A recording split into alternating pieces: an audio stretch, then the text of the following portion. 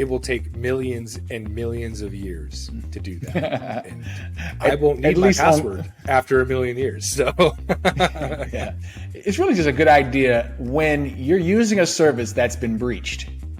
Assume that you've been breached.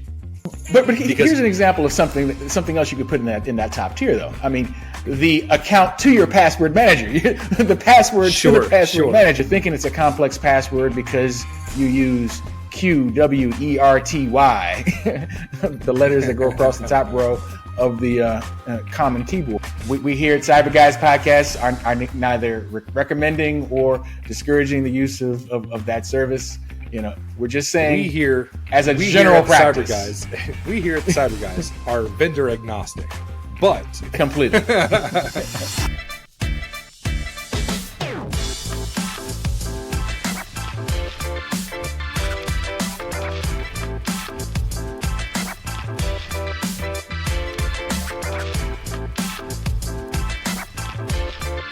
Welcome back to the Cyber Guys Podcast, the cybersecurity podcast for everybody. My name is Andrew Valencia, and as always, I'm joined by Mike Hill. And today we're going to be talking about password managers and why writing your password on a sticky note may be the less risky than using some of the password managers we're going to talk about. But before we get into that, if this is your first time, welcome to the Cyber Guys Podcast. If you're coming back, appreciate you coming back. Make sure you hit that like button. Make sure you subscribe so you can get all of the content that we're putting out on a weekly basis. Now that that's out of the way, Mike, let's talk password managers.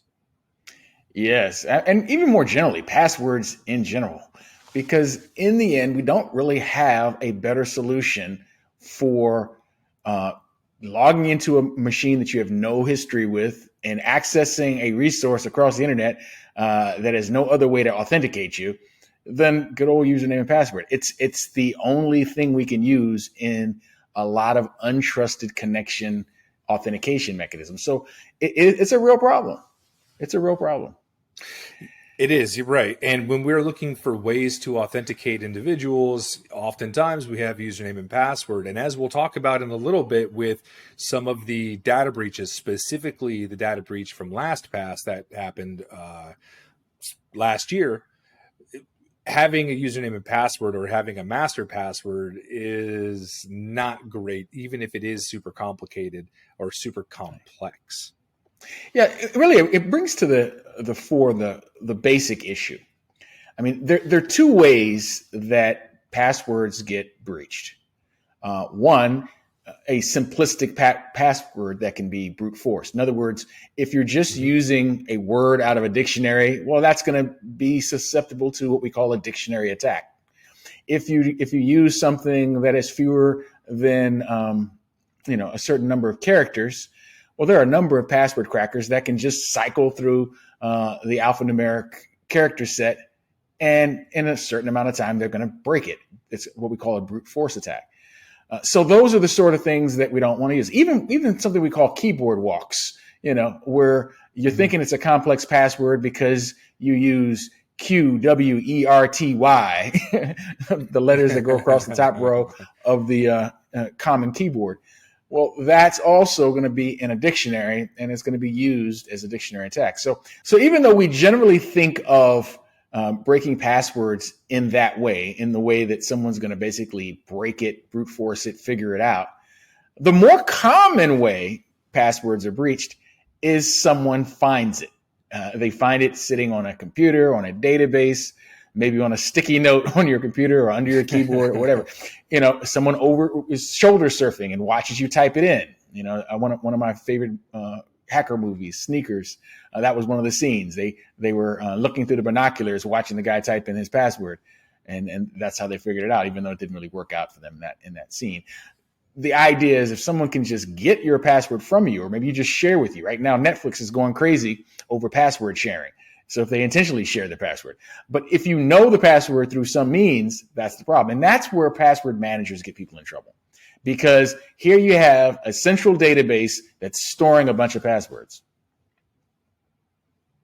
Exactly right. So, and that's why, things like the LastPass data breach are a big deal, because you think you'd like to think as a user of a password manager that the backend repository is fully encrypted, right? That's not always the case, as we learned with LastPass, right? Where only certain fields are actually encrypted. The password themselves are encrypted. However, what we also found out, right, were the session information, like the websites that you go to, that you use LastPass to log into. Those are actually stored in plain text and in the clear. And with this latest data breach that they had, that information got out into the open. Yeah. So having stuff in a singular, so having stuff in a singular repository isn't always the best option. Yeah.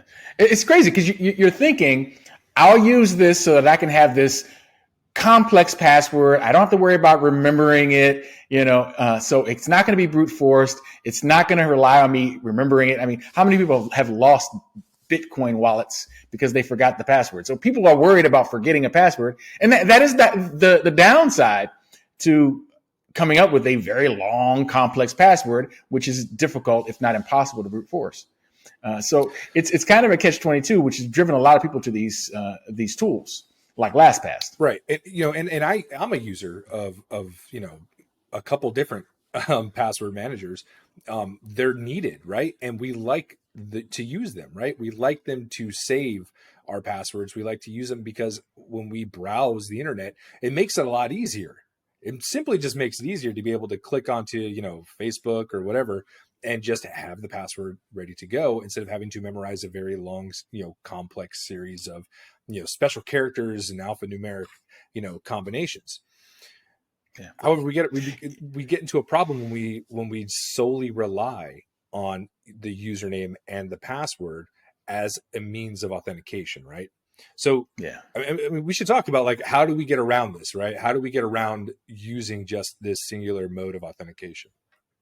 Well, the thing is, we do have other means. We have strong authentication. We have multi-factor authentication, and a lot of your significantly secure or potentially sensitive websites are going to build that in. They're going to send a text message, an SMS text to your phone, or they're going to do something else to add an additional layer of authentication. The problem is, at some point, your initial contact will almost always come down to a username and password. So one of the things I like to recommend people do is tier their passwords. In other words, there are some uses of your username and password that will get you into something very, very, very sensitive for you. For instance, your online bank. If you do online banking, credit cards, things like that, things where someone could rob you blind and steal your identity if they were to compromise that account. Well, that's the most sensitive tier. That's your top tier. That's something that you're gonna want to treat differently than one of your regular accounts that you access on a regular basis. Maybe your e-commerce shopping, which is still sensitive, but you're going to hold it at a slightly lower tier than your most sensitive tier. And then I have what I call the bottom tier. And this is where I'll use, in most cases, an alternate Gmail account, a lot of fake information, and passwords that I really don't care about. Which means if these accounts get breached, these passwords get breached, they're sectored off from anything else. What they would have access to is nothing that I'm that worried about. And this is when you go to some site where, you got to pay for it through PayPal because they're not even, not even solid with their own cybersecurity e-commerce checkouts, that kind of thing. Well, those are the ones, fake names, fake email address, low risk passwords. The thing is this, I wouldn't recommend people use a tool like LastPass for the top tier at all. Only for the middle and lower tiers could this be, a tool that I would recommend using. Because the thing is, once it's breached, just one time, that's the keys to the kingdom, man. And everything else that comes under it is going to be susceptible to compromise. Yeah.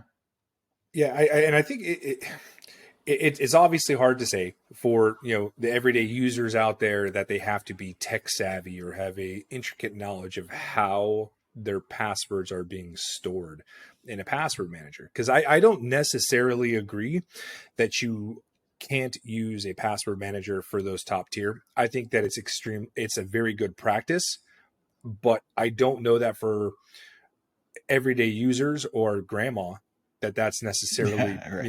effective. It's going to work, right?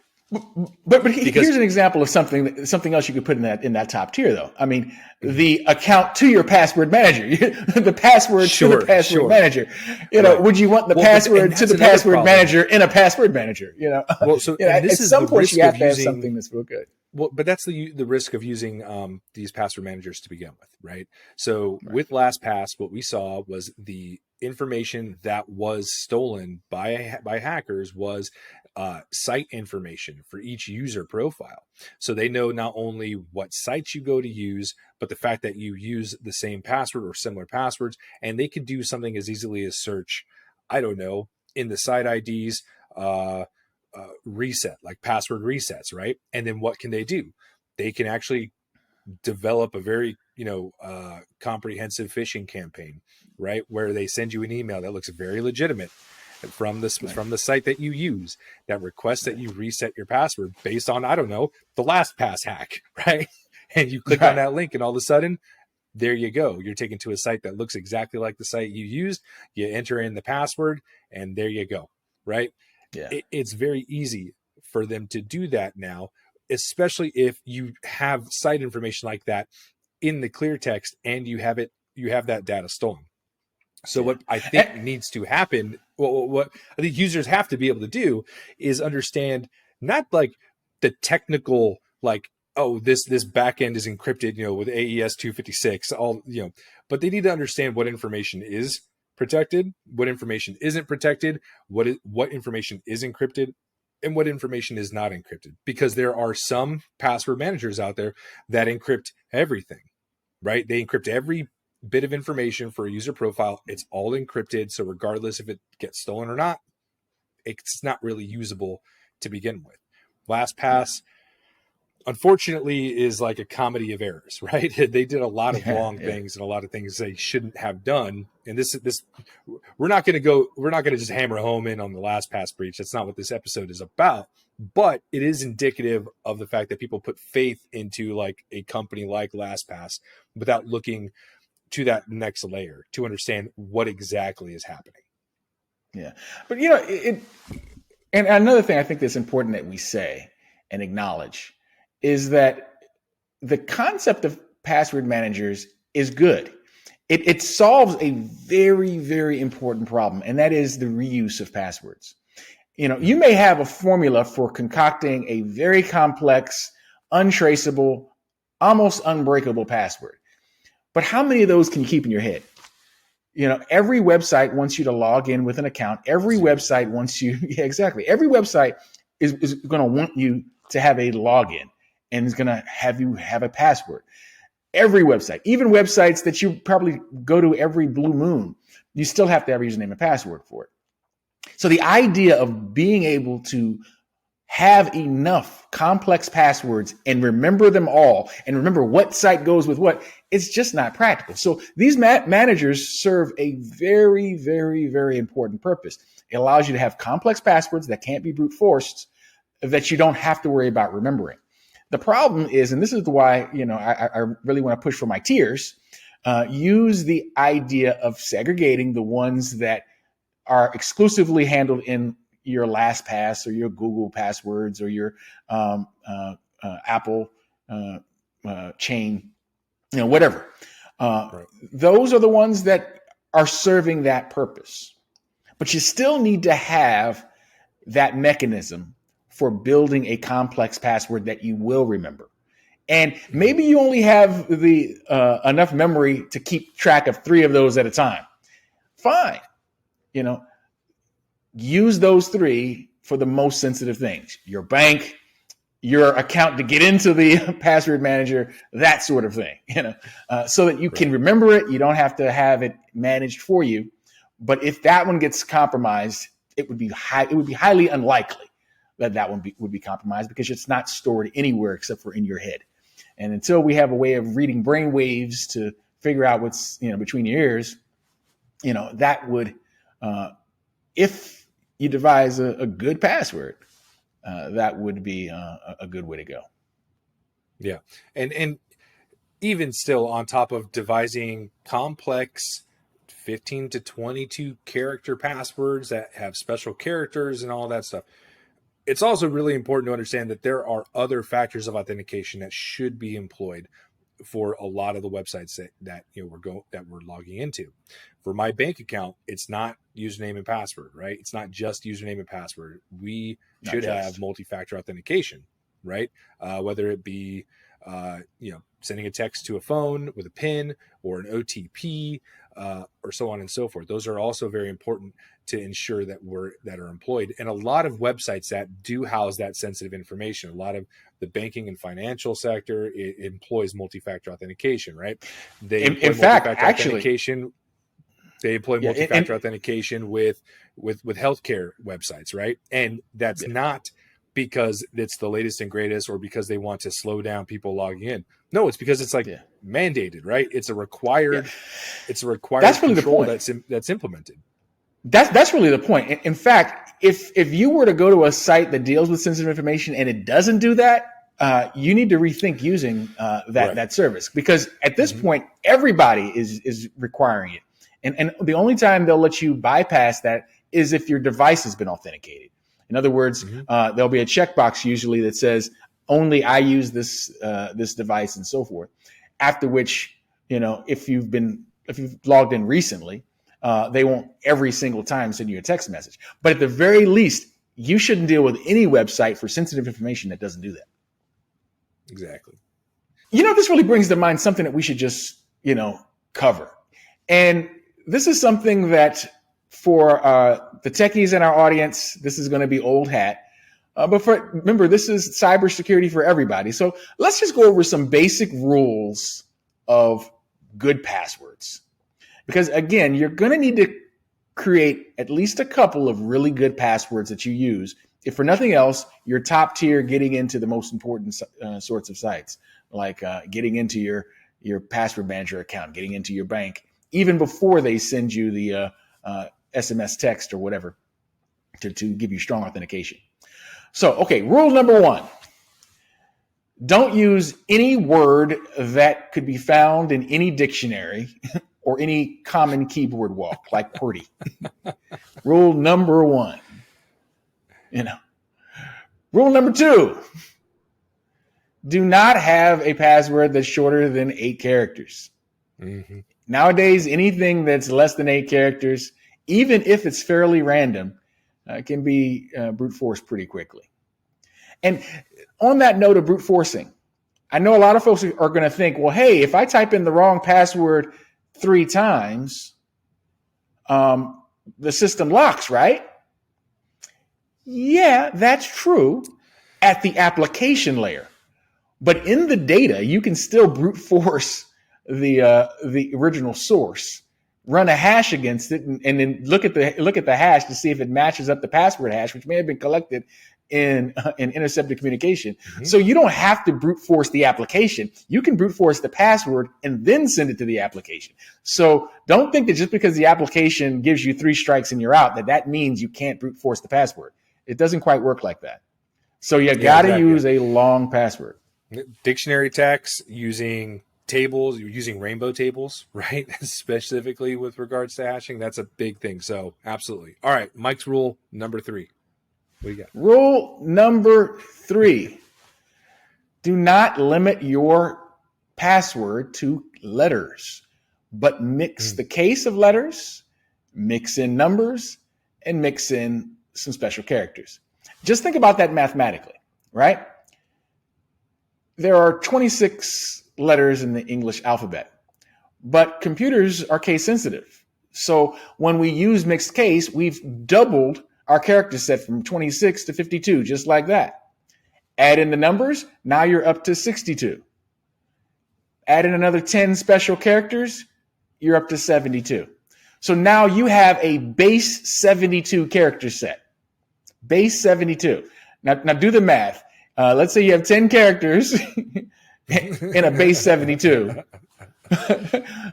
do the math, and you'll see that the number of possible combinations in even something as short, which we would consider too short. 10 characters is also too short. We really want to see upwards of 12. But the thing is, just doing the math, if you're using a mixed case alphanumeric with symbols, a base 72 character set, well, that's going to be, darn near impossible to brute force in a rational period of time. It will take millions and millions of years to do that. And I won't need my password after a million years. So yeah, that's about right. Because those numbers are big, big numbers, And like I said, if you're up to like 16, 17 characters, you're talking 16 characters to the 72nd power, yeah, you're definitely looking at, a lot of possibilities, which is good. That's what we want. All right. So that's rule number 3. So rule number 4, do not use any number, word, address, character set, anything that can be derived from your personal life. Not your name backwards, not a member of your family, not your mother's maiden name, not your home address, not your social security number, any information that could be identifiable to you, what we would generally call personally identifiable information. Nothing that would be in your set of personally identifiable information should ever be used as your password, ever. And then that brings us to rule number 5. Make sure you can remember the password. And the funny thing about rule number 5 is rule number 5 seems like it's impossible given rules number 1 through 4. But with a little thinking, with a little technique, you can do this. And the idea is to turn your password into chunks of things that you can remember. Chunks of things that you can remember. Now, remember, the entire password can't be a word in the English or any dictionary, foreign language dictionary. It shouldn't be a word at all. But that's the whole password. That doesn't mean that you couldn't have a sequence of characters inside of a 16-character password that would be a word. You can do that. The thing is to be tricky about it and not just to use the word as either the beginning or the end, but maybe to use it somewhere in between. Now, if you really want to get slick with it, you can take numbers, words, interleave them. In other words, let's say you had a 7-digit phone number and an 8-character word that you remembered. You might start with a lowercase of the first letter of the word and then hold the shift key for the first number. By holding the shift key, let's say the first number was the number 2, well, that would give you the @ sign. The next letter, since the first letter was lowercase, maybe the second letter would be capitalized of the word. And then you alternate. Now the next number is actually a digit. And then you go to the third letter in the word. And this time you hold the shift key on the next digit. Maybe it's a 5, which gives you a % sign. You get the idea. You're interleaving the characters. You're using, in this case, an ABAB, or actually an ABBA, a shift key pattern. And you're coming up with a password that's going to be 15 characters long because you got a 7-digit number and an 8-character word interleaved together. You can remember it because you're only really remembering 2 things and an approach to doing it. In this case, you're using the ABBA pattern. And now you have a very complex password based on 2 things that you can remember, and you can use it over and over again. And if you want to throw a keyboard walk somewhere into the mix, that's fine, so long as it's not the whole thing. Let's say you want to expand on some of the numbers in there. Maybe for the third number in the sequence, you'll go vertically down the keyboard from that number. Let's say the third number in the sequence is the number 5. Well, then that would give you 5. Let me look at the keyboard here. TGB. Throw that into the mix. if you have that as a formula, just add a little spice. That would also give you an extra 3 characters, going from a 15 character word to now an 18 character, because you're throwing in a couple of keyboard walks in there. And now you have something that was very simple to remember, complex to execute. You could do this over and over again, because, many systems you need to change your password on a cyclical basis, and we always want you to do that. In fact, that's rule number 6. Don't keep the same password indefinitely. Change your passwords periodically. But if you use this formula for generating your passwords, you just need a word, a number. If you throw some keyboard walks in there, just remember your pattern of when you do that. And you can move from password to password on a regular basis without killing yourself. Now, can you do that for every website that you go to? Obviously not. So yes, use the password manager. Just, do a little research on how good the password manager is. And maybe, if it's one that's been in the news a few times for data breaches, maybe you move on past that one, especially when it's more than one data breach. It's one thing if somebody messed up. Anybody can mess up once, but some of these look like they're getting into a pattern of bad behavior. So I don't know. They really are. Yeah, the LastPass one's pretty egregious, honestly. The second, they had source code, stolen back in August. Yeah. That's terrible. You can't get your dev environment, hacked into and then start telling people, oh no, we're still okay. So, I don't know. So that being said, we've got tips for how to actually generate passwords, how to use password managers. I think it's also something important for, some of our listeners, some of our watchers, right? To give them some recommendations on what to do if they find themselves using a password manager that is become a victim of a data breach, right? Yes. So I think first and foremost, always err on the side of caution. Change your password manager. So in the case of LastPass, some people are joking they're called LastPass now, but if you are a LastPass user, my personal professional recommendation is to completely change to a new password manager. Pick somebody else. Bitwarden is very good, but pick a different password manager. Stop utilizing that service, specifically because just changing your master password doesn't matter anymore. They have the amount of information that has been divulged shows that attackers have more than enough data on individual users that they can get around the use of a master password. So just find a new one. And just as a disclaimer, we're not suggesting that LastPass is forever to be demonized. They made a mistake. If someone chooses to use them, we here at Cyber Guys Podcast are neither recommending or discouraging the use of that service. We're just saying as a general practice.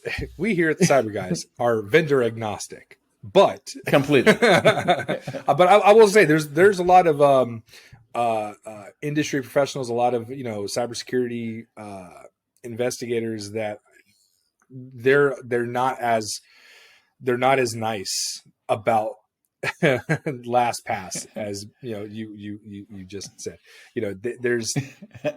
This is not the episode. We're not talking about LastPass specifically, but if you happen to be a user of a password manager that has been a victim of a data breach, first and foremost, change the password manager. And I think the next thing, obviously, this is probably a pretty obvious thing, is by the importance or sensitivity of the data, go to your most important websites and change those passwords before anything else. You want to go and change those passwords, and you want to make sure you do that like in order of importance, right? You're not going to want to go to I don't know. Man, all my stuff seems pretty important these days, but you don't want to go to like starwars.com and change your account there before you change your account with your bank, obviously. Right. So we want to make sure that you're doing that in the order of importance.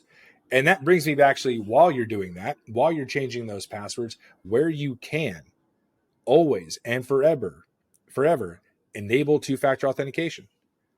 Yes. Make sure that two-factor authentication or multi-factor authentication is selected and used when you're changing those passwords. And then ultimately, following Mike's amazing steps on password generation, change that master password to gain access to that password manager. Absolutely. Make sure that that's changed. Make sure that that's not something that's used anywhere else, that is singularly for that password manager. Yeah. It's really just a good idea when you're using a service that's been breached. Assume that you've been breached. Make that assumption. Maybe your information may be fine. Maybe your information was compromised, but your account has not been exploited yet. In other words, they could get in, they have the password because they got 1 million passwords off this place, but they haven't necessarily hit yours yet. But even if that is the case and you haven't actually been affected yet, always treat it as if you've been. Assume that your passwords have all been put in the clear. Change everything. Trust nothing.